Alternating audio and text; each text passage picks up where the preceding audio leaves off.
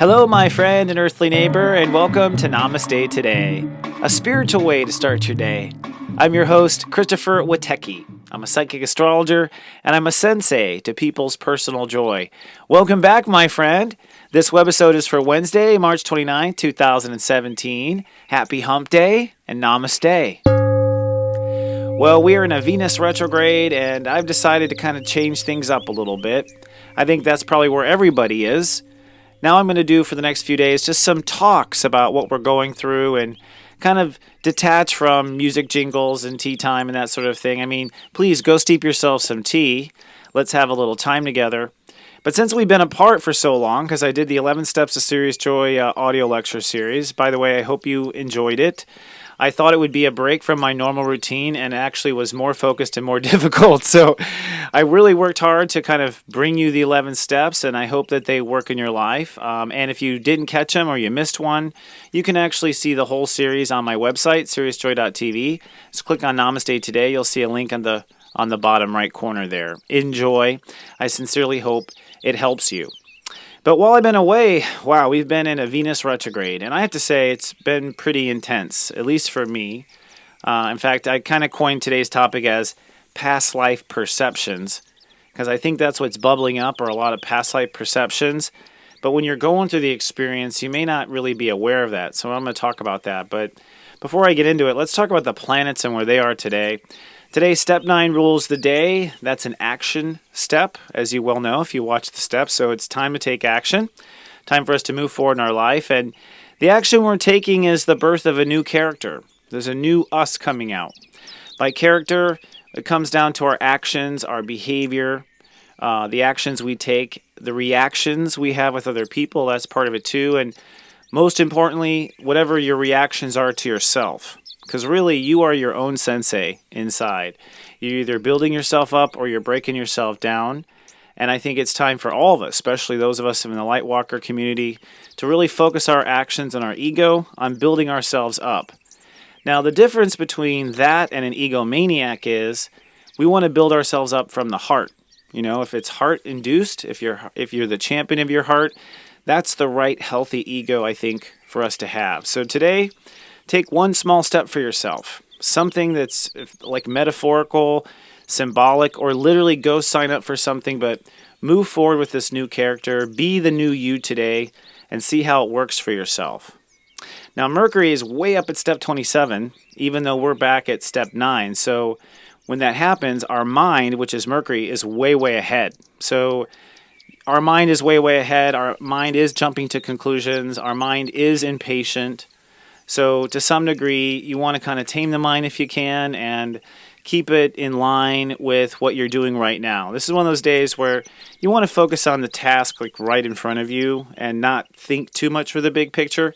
The fact that you know the big picture and you know where this is going will actually make you really much better at what you do today. But I think even though we are thinking way ahead, it's really time to focus down on our feet today. Now, we're coming off of a new moon. That new moon was pretty intense, I have to say. I'm still actually feeling it as I record. The moon crossed the sun for the new moon. It also crossed Venus retrograde. It crossed Mercury early this morning before we woke up in the United States, or at the end of the day for people in Europe.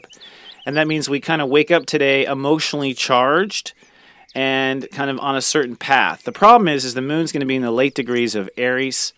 And so this might make people short-tempered, cranky, way impatient. It's funny, it's like you feel kind of anxious, but you feel kind of lazy at the same time. And that's the moon finishing up its course in Aries. Then the moon will move over into Taurus in the second half of the day, and so emotions will shift to productivity, self-esteem, etc. Now, try not to deflate when the moon goes there. So in a nutshell, today is about taking a step, moving forward, and realizing that emotions are going to be impatient and emotions have to be dealt with, but really this is a symbolic step to the new you.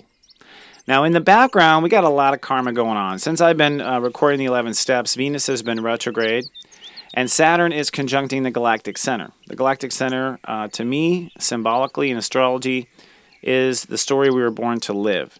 So right now, as kooky as things are, we are beginning the story we were born to live.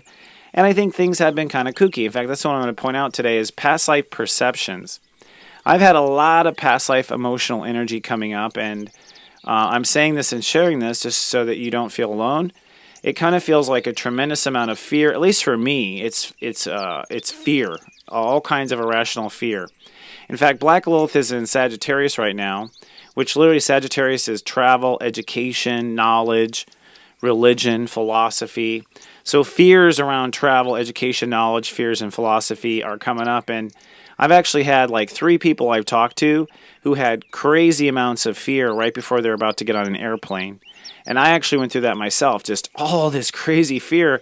And I was connecting to my guides, and I was just like, everything's okay, right? Like, this isn't a warning, right? And my knowledge knows that when you get a warning from spirit, there's not fear. That's one thing I know. Like, when spirit's really warning you, you just have this knowing, and you also don't have fear there. It's like the fear gets blocked in that message. So I knew that, but still I had all this tremendous fear coming up, and other clients have too. And I actually think it's just fear of things going wrong during travel, or fears of things going wrong during a transition. And I think we've all probably gone over a cliff in a horse and wagon or something, like it wasn't a jet plane in a past life, but it was something that was, we were en route going to travel somewhere and something bad happened. So, like I said, I was on my way to the airport in an Uber, and this fear came up. That's one of the things I've had. And I think that's a past life perception. I think that's something I experienced in a past life. Looking at the planets, it's super wide open. I'm a Taurus, so Tauruses are going through their interfaith issues, but honestly, all the earth signs, Taurus, Capricorn, and Virgo, they're all hit in real sensitive spots. And so I think this is a difficult time. But I've also had, in other past life perceptions, I've had some crazy dreams coming up during this retrograde. I've been sleeping like a baby, but the dreams have just been bizarre. And I've even gone back to old dreams, an old dream cycle that comes up every now and then. I need to start keeping a journal because I wonder if they always come up in a Venus retrograde. But I've had some old dream cycles come up too. And to some degree, it's like I thought I dealt with this, but clearly my soul is still dealing with it. So that's certainly a thing. And then I happen to know my past lives, at least a couple of them, and the fears around it. And so, the biggest thing was failure. I have Chiron in Aries, and Chiron is kind of where you failed in a past life, and that's why you're wounded there. So all my Chiron stuff has been coming up of failure and that sort of thing.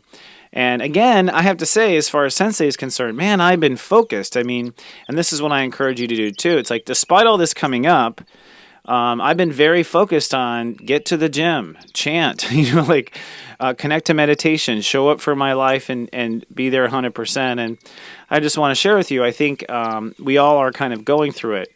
There's a lot of past life stuff happening now as far as characters and story changes. So this is a time I'm definitely hearing stories from viewers of love stories changing. I've definitely got that feedback in. Where soulmates are coming in out of nowhere, and soulmates that people had a cycle with are moving on. So there's a lot of that going on. There's also a lot of interruptions in plans. In fact, I experienced that myself. Even my travel plans, I got interrupted. It wasn't what I wanted. My ego got really angry because things weren't going the way I want. This is the way it always is in past lives, that sort of thing. But I've noticed in the Venus retrograde, especially in Aries, Aries is what we plan to do, where we plan to act. And, the universe has been like, oh, you have a plan? Think again. It's almost like God's given us a little giggle. So these are all some of the symptoms that I feel going on. So what do we do? Well, give me a little foreshadow here of what's going on. Like, Venus stays retrograde until April 15th. So we're kind of not through it yet. You know what I mean? Venus right now is at step 2. So this is why a lot of feelings are coming up. Step 2 is I feel. So we're opening up to a lot of old feelings. Why are they old? Because Venus is retrograde. So retrograde means backwards or old. So a lot of old feelings. And once Venus goes to Pisces, I think it will be less intense and more ethereal, So we can just get there. I'll let you know. But we're going to be doing Venus retrograde until April 15th. And funny enough, Mercury will go retrograde on April 10th. So although we'll come out of the cloud of past life energy, right before the end of it, we go into a cloud of mental fog. But that makes sense to me because whatever conclusions we come up with between now and April 15th, whatever they are, the mind's going to need 3 weeks to think about it. You're like, that's what a retrograde really is.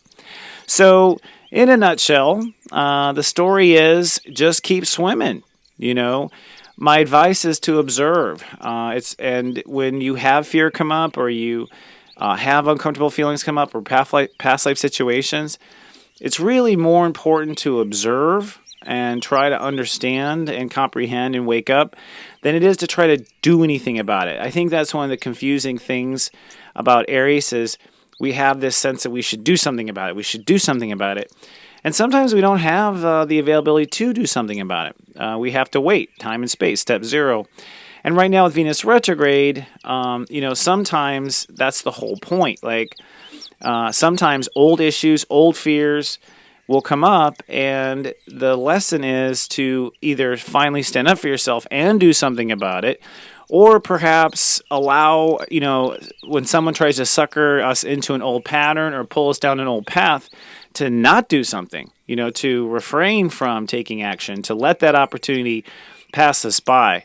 But unfortunately, Sensei says we're going to be kind of walking around the soul garden of our life with our hands behind our back for at least another 2.5 weeks. But I'll be here with you, trying to help you along the way. All right, friend. Well, I hope you've enjoyed this little chat. I hope you have a great day. I'll be back tomorrow with another one. Until then, have a wonderful hump day. And remember, I love you. Live, love, be. Live, love, be.